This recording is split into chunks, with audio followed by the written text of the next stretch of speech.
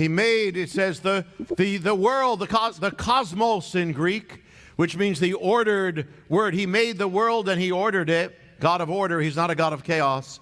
He made the heavens and he made the earth. The word for heaven here is the word uranos. We get the word also means eternity. Interesting. Because in Hebrew, the word for heaven is shamayim, try it, which is plural. But the word for earth is singular. So earth is limited, singular, finite. Heaven is beyond. Heaven is without end. Heaven is ultimate. That's why heaven has eternity. That's why if you live your life based on the things of earth, you're always going to be limited. Because you're never going to have enough. Even if you get, I got more and more possessions, well, you're getting more and more of limitations.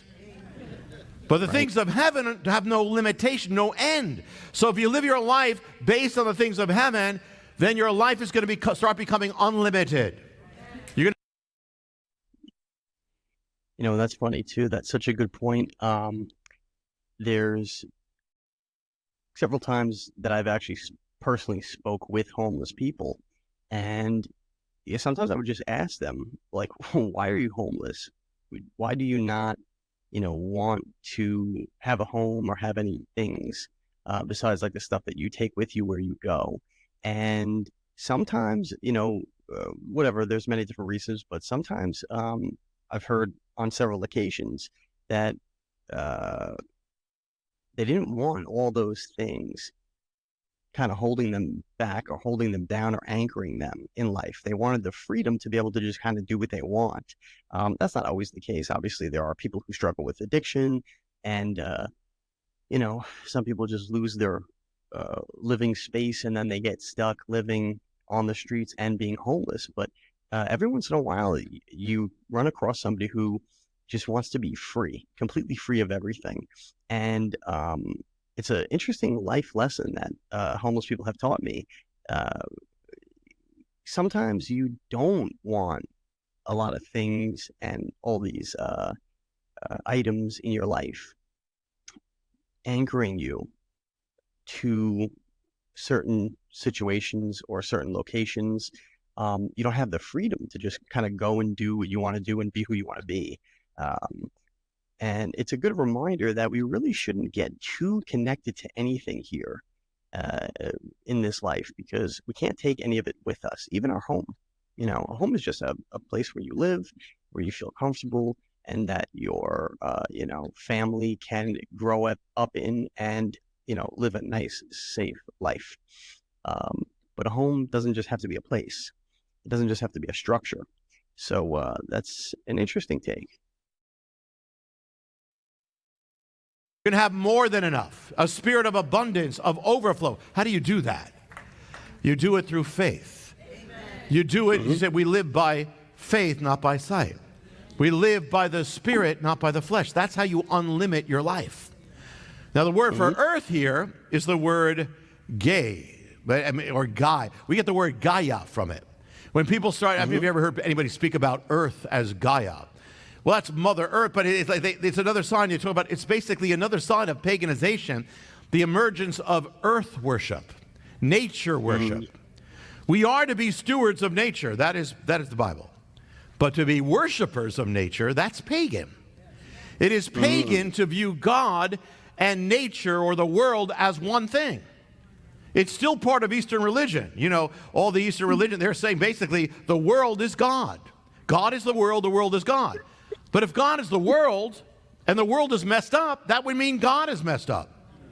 If God is the world, then we have no hope, because there's nothing else to answer the world, to save the world, to redeem the world. God is not the world. God is beyond the world. God is above the world, so he can answer the world. He can.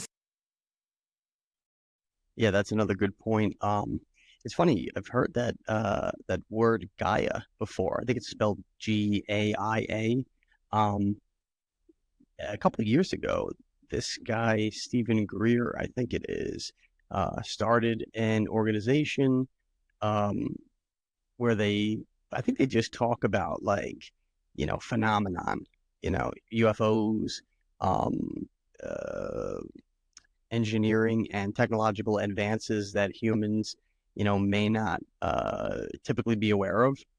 And it's funny when you run into people in the UFO community, they tend to really, um, they'll easily believe in all the things God created, but not God. It's very interesting.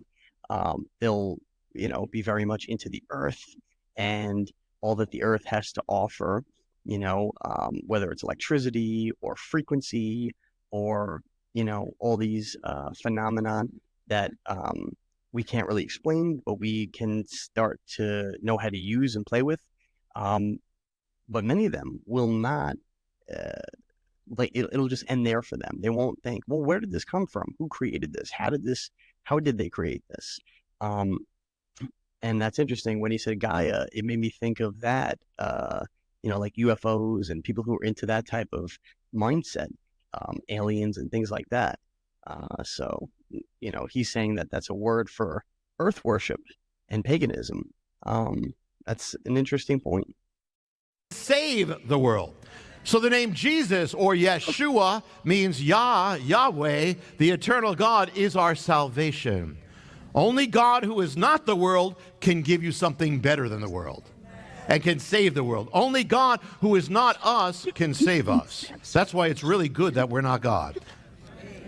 It says he doesn't dwell in temples made by hands, yet he dwelt in Solomon's, but even Solomon's temple, Solomon said, even this cannot contain you. You dwell in the highest heavens and in the heart of the humble. Paul is speaking diplomatically, but his message is radical. He's speaking to the pagan world and he compliments them. You are a religious people. Greek civilization with all its wisdom, the greatest thing it ever produced was the altar of the unknown God. And now the apostle stands on Mars Hill, pagan place, and says, I'm proclaiming this now. The truth of every faith, every faith seeks to reach up to God or reach up to the answer. Hinduism tries to reach up. If you do enough good works, you'll get reincarnated in the right good way instead of the bad way. Buddhism, if you can extinguish your soul, you can achieve nirvana. The Orthodox Jew seeks to achieve it by good works. The Muslim seeks also to do Muslim law, and if he does enough, he'll get to heaven with 70 virgins. That's the Muslim heaven. New Age tries to achieve godhood, divine nature.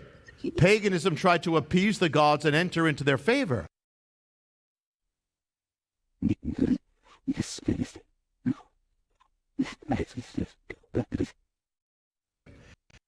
Even the atheist who tries to be good is seeking for something. It's all a hand reaching to heaven.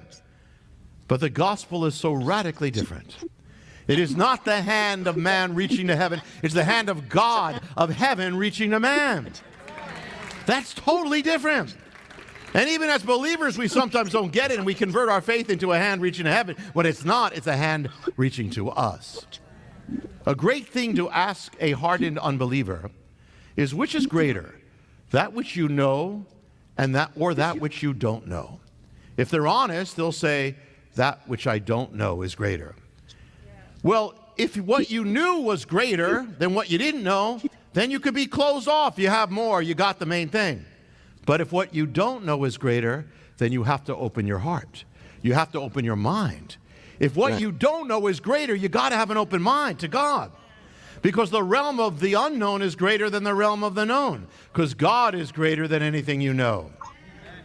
And you can see this through Paul's message. He could have easily condemned them, but he doesn't. They don't need that. They're already judged. But Paul came to save them. So everything he said was trying to find a connection with them.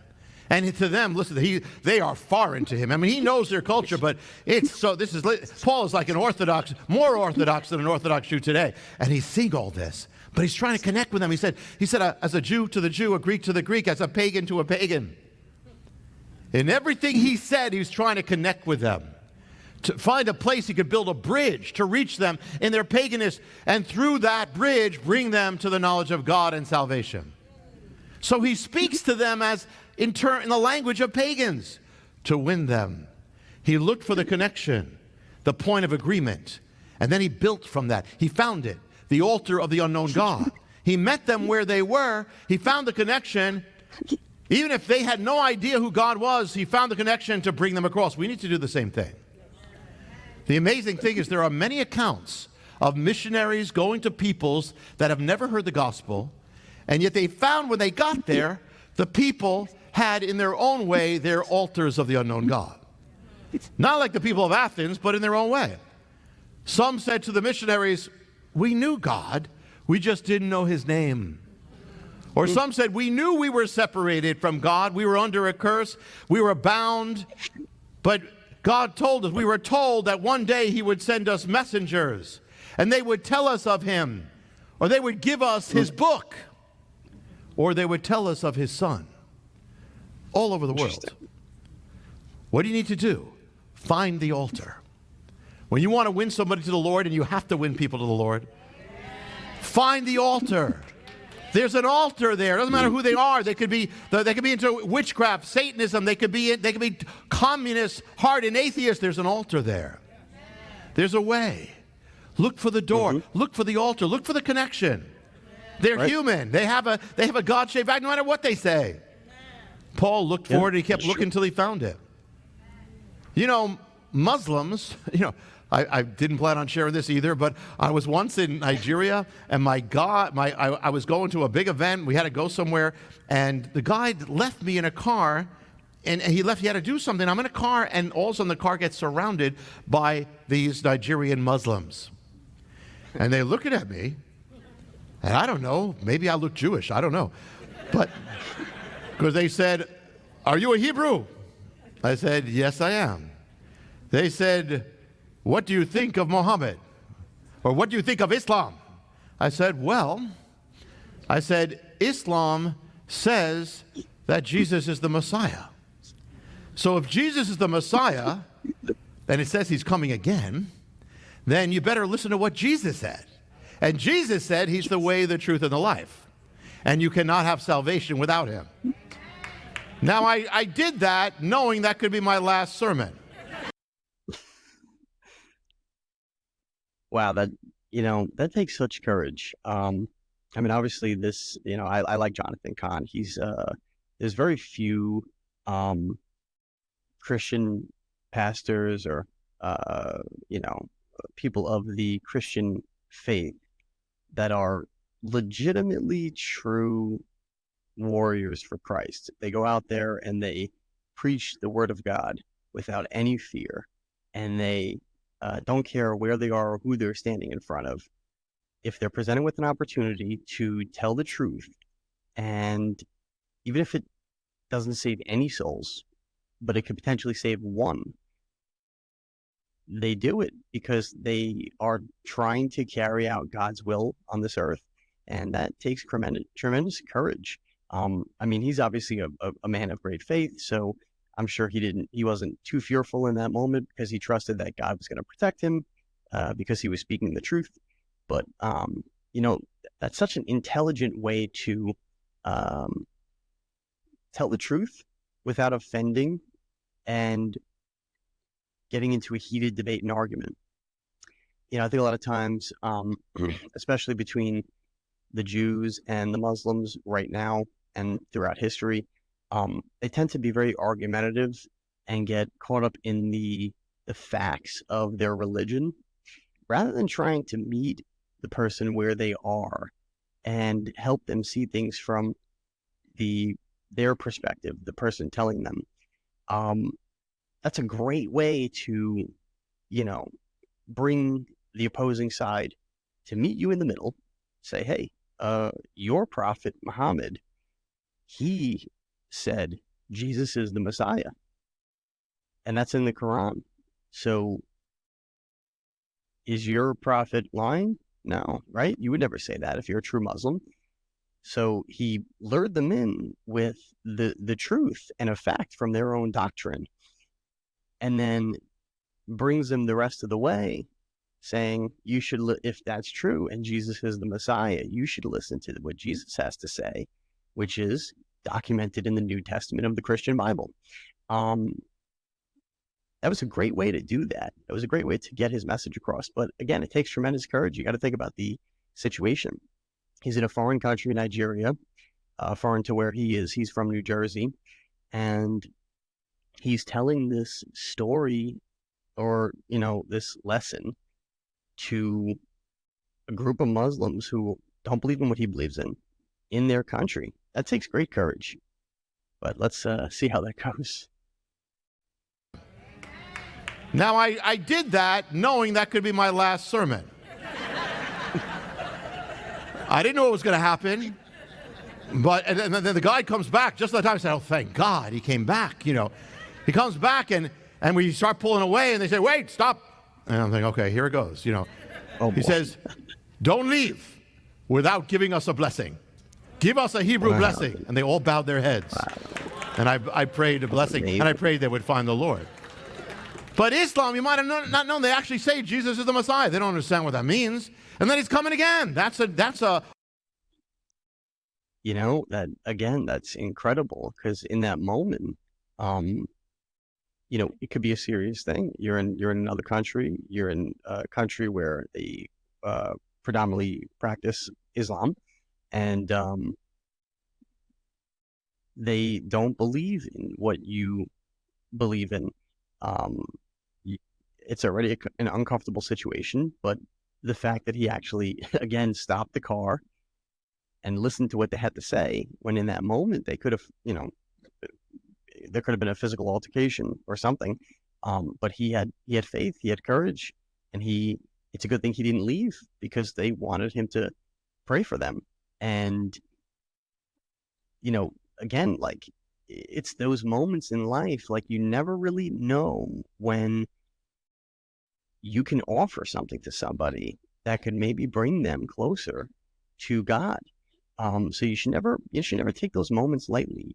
If somebody, needs something, a prayer or whatever, take that seriously, because you never know what the chain reaction of that could be. They might go home and it changes their life, and you just go on living your life, not thinking much of it, but you could help transform that person's life forever. And they'll always remember that. To you, it'll just be another normal day. You prayed for another person, but to them, it could mean everything. So, that's an amazing moment. altar there. That's a connection there. The Orthodox Jew believes in Messiah, believes in the Scriptures. That's a connection. They yearn for Messiah. That's a connection. They just have to know who he is. The Hindu, the Buddhist want to be one with God. We'll show them how to become one with God. Even the atheist has it. The atheism is close to agnosticism. And remember that Gnosticism is close to the word for the unknown God and the altar of the unknown God. They all have it because he set eternity in their hearts. Even Satan worshipers have an altar that is meant for God. They just got, some of you were in the occult. God used it because you were searching for God. And think about Messiah. What did he do? He didn't condemn us. He became like us. He connected with us. He met us where we were. Hi, I'm Jonathan Cahn. Yeah, that's really a great story. A crazy situation to be in, but it turned out to be an amazing story that now he's able to tell people and use as a parable, a life lesson. Great video. I love Jonathan Cahn. He's a really I think he's one of the true Christian pastors today. I think he goes by a rabbi and a pastor because he's considers himself a Messianic Jew. But yeah, he's a really good guy. I believe he really does preach the word of God the right way that it should be preached. I think a lot of Christian churches today in America especially are very soft in the way that they do it. They just try to, especially the mega churches, they try to, sell it in a way where it's nice for everybody. And you're not going to win everybody. Not everybody loves God, and he created them. If he can't get everybody to love him, how could you possibly? So if you go in that direction, you're kind of you're trying to play all sides to be liked and to be or loved, but that's not always the right angle. Sometimes it's best to just actually all the time tell the truth and let the chips fall where they may. But Jonathan's doing great work. He is an interesting character. He not only is like a prophet, because he's written some books with prophecy, and some of those came true. But what I like what he does is he takes um, almost like a conspiratorial approach where he breaks down the mysteries of things in life that are happening today and brings them back to the Bible to explain the correlation between that same event in biblical times and now. Um, he does this with the Trump's original election in 2016. He also rooted things back to, I think, 9/11, and based them in biblical times where it correlates back to something that happened in biblical times. So he really does amazing work. He must do a ton of research, but his work is really great. If you have a chance to check him out, He's all over YouTube and all the major apps. But yeah, that's it for today. Hey everyone. All right, I want to take a moment here to remind you to check us out on Rumble, exclusive channel right now on Rumble only. In the future, we may be on other apps, but for now, we're on Rumble, and I do have an Instagram account. All that information will be in the show notes and my bio. But also, don't forget to check out my children's book, Little Boy Full of Love. That's me on the back. And here is a little sneak peek on the inside. It's a great book. Makes for a great gift for someone who has a child, or if you want to get it for your children.